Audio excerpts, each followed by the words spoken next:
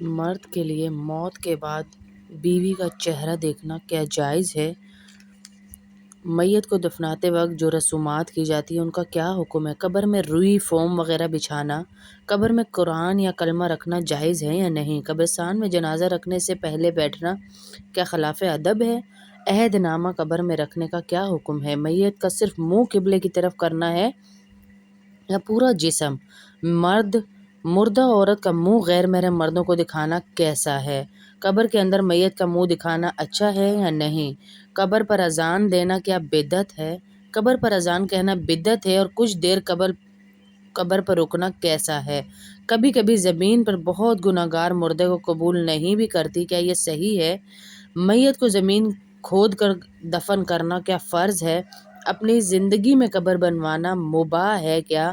تو یہ سارے سوال اس میں آپ کو اسی ویڈیو میں بتائے جائیں گے، ان کے جوابات انشاءاللہ۔ یہ سارے سوالات ہم تک پہنچے ہیں تمام اسٹوڈنٹس کی طرف سے اور عورتوں کی طرف سے کلاس میں سے۔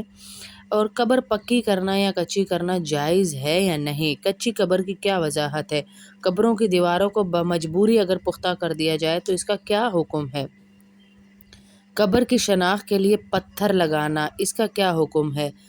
قبر پر غلطی سے پاؤں پڑنے کی تلافی کیا ہے کہ غلطی سے پاؤں رکھ دیا؟ قبروں کو روندنے کے بجائے دور ہی سے فاتحہ پڑھ دی تو کیا یہ بھی ٹھیک ہے؟ میت والوں کے لیے سوگ کی مدت اور کھانا کتنا ہے کہ کتنے دن میت کی مدت ہے کہ سوگ منایا جائے؟ میت کو دوسری جگہ منتقل کرنے کے لیے تابوت استعمال کرنے کا کیا حکم ہے؟ جو باہر ملک سے میتیں آتی ہیں تو وہ تابوت بن کے آتی ہیں، ان کے بارے میں پوچھا جا رہا ہے۔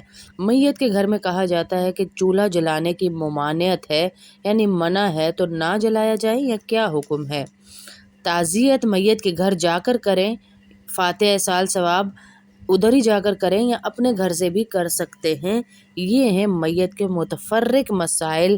اور بیوہ کو تیجا پر نیا دوپٹہ اڑانا اور یہ تمام مسائل جن میں پوچھا گیا ہے کہ کیا کیا جائے ان کے بارے میں، تو ان کے بارے میں انشاءاللہ آج ہم بات کریں گے کہ یہ کیسی رسمیں ہیں، کیسی چیزیں ہیں جو ہم بنا کر بیٹھے ہوئے ہیں، کیا یہ چیزیں جائز ہیں یا نہیں؟ یہ ہیں مختلف سوالات جن کے جوابات ابھی میں دوں گی۔ نحمدہ و نصلی علی رسولہ الکریم، اما بعد فاعوذ باللہ من الشیطان الرجیم، بسم اللہ الرحمن الرحیم۔ ہماری ایک بہن نے سوال کیا ہے، سوال کو ذرا غور سے سنیے گا کہ بعض لوگوں میں یہ بات مشہور ہے کہ بیوی کا جب انتقال ہو جائے تو خاوند نہ تو اپنی بیوی کا منہ دے سکتا ہے، نہ اس کو ہاتھ لگا سکتا ہے، حتیٰ کہ چارپائی کو کندھا بھی نہیں دے سکتا۔ اور نماز جنازہ کہاں تک درست ہے؟ کہتے بیوی کے انتقال کے بعد خاوند غیر محرم بن جاتا ہے، تو شریعت میں اس کا کیا حکم ہے؟ یہ سوال کیا گیا۔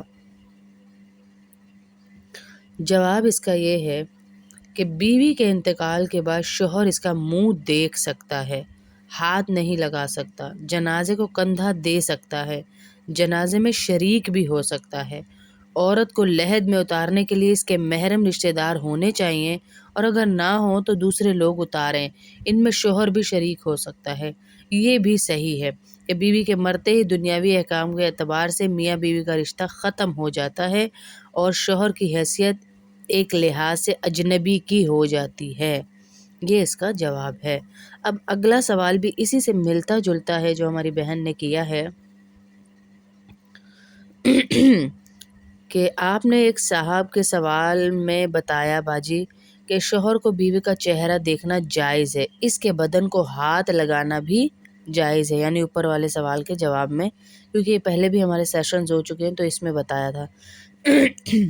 آپ سے استدعا ہے کہ قرآن سے کوئی حوالہ یا دلیل مرحمت فرمائیں، کیونکہ مجھے جہاں تک علم ہے حضرت علی نے حضرت فاطمہ کو بعد از انتقال خود غسل دیا تھا، اور اسی طرح حضرت ابو بکر کے انتقال پر ان کی زوجہ محترمہ نے ان کو خود غسل دیا تھا۔ تو شوہر کے انتقال کے بعد کیا حکم ہے؟ جواب اس کا یہ ہے بیوی کے انتقال سے نکاح ختم ہو جاتا ہے۔ یہی وجہ ہے کہ اس کی بہن سے نکاح شوہر کر سکتا ہے، بیوی کی بہن سے۔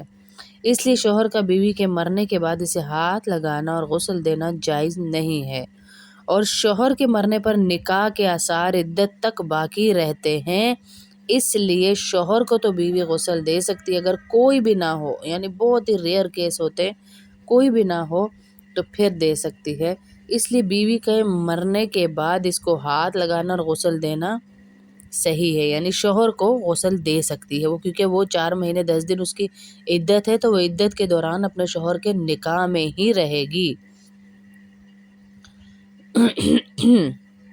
پس حضرت ابو بکر کو ان کی زوجہ محترمہ کے غسل دینے پر تو کوئی اشکال نہیں، البتہ حضرت علی کا واقعہ محل اشکال ہے۔ لیکن اول تو اس سلسلے میں 3 روایتیں ہیں، یعنی یہ بحث لمبی ہے، لیکن آپ کو یہ جو ہے اس کا خلاصہ یہی ہے کہ بیوی کے انتقال کے بعد نکاح ختم ہو جاتا ہے، کیونکہ یہ حکم بھی ہے کہ جیسے ہی بیوی کا انتقال ہوتا ہے نکاح ختم ہو جاتا ہے۔ لیکن جب شوہر کا انتقال ہوتا ہے نا تو 4 مہینے 10 دن، یعنی جب تک عورت عدت میں ہے اس وقت تک شوہر کے نکاح میں ہی رہے گی، تو وہ شوہر کو اگر کوئی نہ ہو غسل دینے والا مردوں میں سے تو غسل دے سکتی ہے۔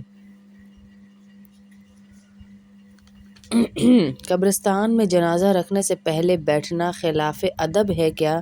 قبرستان میں جنازے کو زمین پر رکھنے سے پہلے آدمیوں کا بیٹھنا کیسا ہے؟ جواب اس کا یہ ہے کہ ادب کے خلاف ہے، جنازے کو رکھنے کے بعد بیٹھنا چاہیے۔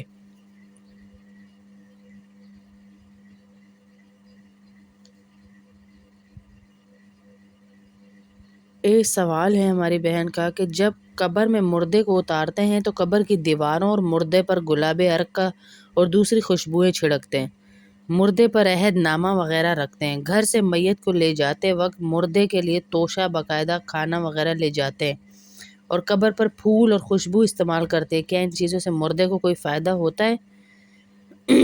یہ تمام رسمیں غلط ہیں، ان کی کوئی شرعی سند نہیں ہے۔ ایک اگلی بہن کا سوال ہے کہ کیا قبر میں کوئی چیز بچھانا، مثلاً روئی و فوم وغیرہ جائز ہے؟ قبر میں کوئی بھی چیز بچھانا درست نہیں، روئی و فوم وغیرہ کچھ بھی۔ قبر میں قرآن یا کلمہ رکھنا جائز ہے یا نہیں جائز ہے؟ جواب اس کا یہ ہے کہ قبر میں مردے کے ساتھ قرآن مجید یا اس کا کچھ حصہ دفن کرنا ناجائز ہے، کیونکہ مردہ قبر میں پھول کے پھٹ جاتا ہے، قرآن مجید ایسی جگہ رکھنا بے ادبی ہے۔ یہی حکم دیگر مقدس کلمات کا بھی ہے کہ کوئی بھی چیز ان کے ساتھ نہیں رکھ سکتے۔ مردہ عورت کا منہ غیر محرم مردوں کو دکھانا جائز ہے یا نہیں؟ جو آج ہم نے منہ دکھلائی ہو رہی ہے مردے کی، میت کی منہ دکھلائی ہو رہی ہے، آ جاؤ میت کی منہ دکھلائی، نیچے ٹینٹ لگائے ہوئے، اوپر فلیٹس ہیں، اور کھلا منہ کر کے اس بیچاری کی بے پردگی، جاتے جاتے بھی اس کے لیے گناہ جمع کیے جا رہے ہیں۔ اسے تو سزا نہیں ملے گی، لیکن جو اس کے وارث ہیں ان کو ضرور سزا ملے گی۔ یہ بات کہاں تک صحیح ہے کہ مری ہوئی عورت کا منہ اگر اس کے گھر والے کسی غیر مرد کو دکھا دیں تو اس کا گناہ بھی مری ہوئی عورت کو ملے گا؟ کہاں تک صحیح ہے؟ یہ بہن ہم سے پوچھ رہی ہے، بات کیا صحیح ہے؟ غیر مردوں کو مردہ عورت کا منہ دکھانا جائز نہیں، اس کا یہ جواب ہے، اور گناہ منہ دکھانے والوں کو ہوگا، وارثوں کو ہوگا جنہوں نے منہ دکھایا، اور مردہ عورت بھی اس پر اپنی زندگی میں راضی تھی، وہ بول کر گئی کہ میرا منہ دکھانا، میری منہ دکھائی کے ٹائم یہ کرنا وہ کرنا، تو وہ بھی گناہ گار ہوگی، اور اگر وہ نہیں تھی، وارثوں نے خود کیا، تو پھر وہ گناہ گار نہیں ہوگی۔ اسی لیے عورتوں کو وصیت کر دینی چاہیے کہ میرے مرنے کے بعد کسی نامحرم کو میرا منہ نہ دکھایا جائے۔ قبر کے اندر میت کا منہ دکھانا اچھا ہے یا نہیں، جو سوال ہم سے کیا گیا ہے، جو آخری دیدار کرایا جاتا ہے نا، کہ کھڑے ہو کے چاروں طرف سے دیدار کر لو، پھر قبر ڈھانپ دیا جائے گا چہرہ۔ قبر میں رکھ دینے کے بعد پھر منہ کھول کر دکھانا اچھا نہیں ہے۔ بعض اوقات چہرے پہ دوزخ کے آثار نمایاں ہو جاتے ہیں۔ اسی صورت میں لوگوں کو مرحوم کے بارے میں بدگمانیاں پیدا ہو جاتی ہیں۔ اگلا سوال ہے، قبر پر اذان دینا بدعت ہے کیا؟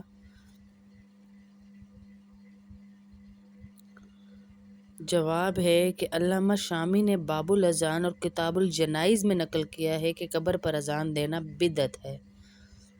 اگلا سوال ہے، کیا میت کو دفنانے کے بعد قبر پر اذان دینا جائز ہے اور قبر پر رکنا اور میت کے لیے استغفار پڑھنا جائز ہے؟ قبر پر اذان دینا تو بدعت ہے، جیسے میں پہلے بھی بتا چکی۔ البتہ دفن کے بعد کچھ دیر کے لیے قبر پر ٹھہرنا اور میت کے لیے دعائے استغفار کرنا سنت سے ثابت ہے۔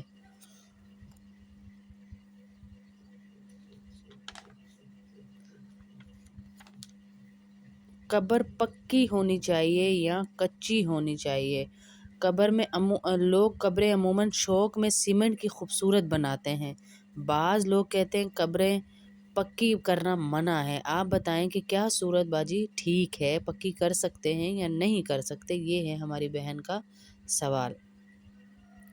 تو حدیث میں پکی قبر بنانے کی ممانعت آئی ہے۔ حضرت جابر رضی اللہ تعالیٰ عنہ سے روایت ہے کہ حضور صلی اللہ علیہ وسلم نے قبروں کو پختہ کرنے سے، ان پر لکھنے سے، ان کو روندنے سے منع فرمایا۔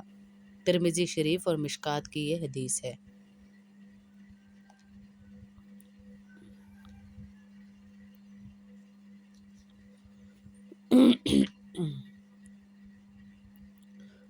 قبر پر شناخت کے لیے پتھر لگانا۔ شناخت کے لیے پتھر لگانا تو درست ہے، مگر اس پر آیات وغیرہ لکھنا درست نہیں۔ شناخت کے لیے نام لکھ دیا جائے تو وہ بھی درست ہے، نام بھی لکھوا سکتے ہیں۔ ایک ہماری بہن نے یہ سوال کیا تھا کہ کتبہ جو نام لکھوا سکتے ہیں قبر پر یا نہیں لکھوا سکتے، جیسے وہ ایک تختی سی لگتی ہے پتھر کی بنی ہوئی، تو وہ کر سکتے ہیں شناخت کے لیے، وہ بھی اس پہ آیات لکھوانا، پھر پھول بوٹے بنوانا یہ جائز نہیں ہے۔ قبر پر کہ غلطی سے کسی کا پاؤں پڑ جائے تو اس کی تلافی کیا ہے؟ استغفار کرنا چاہیے اور خدا سے توبہ کرنی چاہیے، بس یہی اس کی تلافی ہے۔